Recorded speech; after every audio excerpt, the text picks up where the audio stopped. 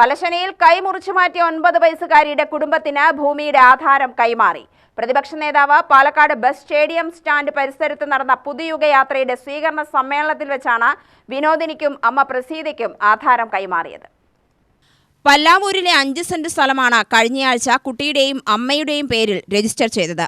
Kerala local government employees അസോസിയേഷനാണ് ഭൂമിക്കുള്ള തുക കൈമാറിയിരുന്നത്. വീണു പരിക്കേറ്റതിനെ തുടർന്ന് പാലക്കാട് ജില്ലാ ആശുപത്രിയിൽ ചികിത്സയ്ക്കിടെ കൈയിൽ പഴുപ്പ് കയറുകയും പിന്നീട് കോഴിക്കോട് മെഡിക്കൽ കോളേജ് ആശുപത്രിയിൽ വെച്ച് കൈ മുറിച്ചു മാറ്റുകയും ചെയ്യുകയായിരുന്നു. കൃത്രിമ കൈക്കും BD സതീശൻ ധനസഹായം നൽകിയിരുന്നു. വാങ്ങിയ ഭൂമിയിൽ വീട് വെച്ച് നൽകാൻ കോഴിക്കോട് ആസ്ഥാനമായ ഷെൽട്ടർ ഇന്ത്യ എന്ന സന്നദ്ധ സംഘടന മുന്നോട്ട് വന്നിട്ടുണ്ട്. സർക്കാരിന്റെ അനാസ്ഥ കൊണ്ട് ചികിത്സാ പിഴവ് കൊണ്ട് നമ്മുടെ പൊന്നുമോൾക്ക് ഒരു കൈക്ക് ചെറിയ ബുദ്ധിമുട്ട് വന്നപ്പോ കേരളം ഇത് 1000 കൈകൾ കൊണ്ട് ആ പൊന്നുമോളെ ചേർത്ത് പിടിക്കുകയാണ്.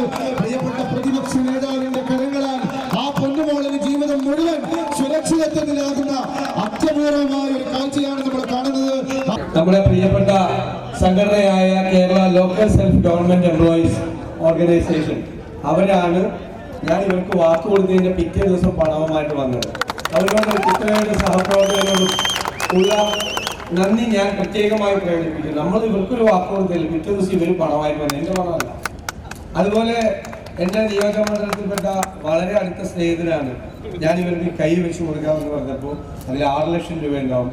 അദ്ദേഹം പിറ്റേ ദിവസം രാവിലെ തന്നെ അക്കൗണ്ടിലേക്ക് അയച്ചു തന്നു. അപ്പോൾ അവരെല്ലാവരോടും നമുക്ക് വലിയ എതിർപ്പുണ്ട്. പിന്നെ മോൾക്ക് ഈ സ്ഥലത്ത് വീട് വെച്ച് കൊടുക്കാൻ പോകുന്നത് ഷെൽട്ടർ ഇന്ത്യ ട്രസ്റ്റാണ്. അവർ ഇന്ത്യയിലെ വിവിധ സംസ്ഥാനങ്ങളിൽ 1.5 ലക്ഷത്തിലേറെ പ്രോജക്റ്റുകൾ ചെയ്തു കഴിഞ്ഞു. അപ്പോൾ ഷെൽട്ടർ ഇന്ത്യ ട്രസ്റ്റിനോട് കൂടി പ്രത്യേകം നന്ദി പറയുന്നു. അപ്പോൾ സ്ഥലവുമായി വീടുമായി നമ്മുടെ കുഞ്ഞിന്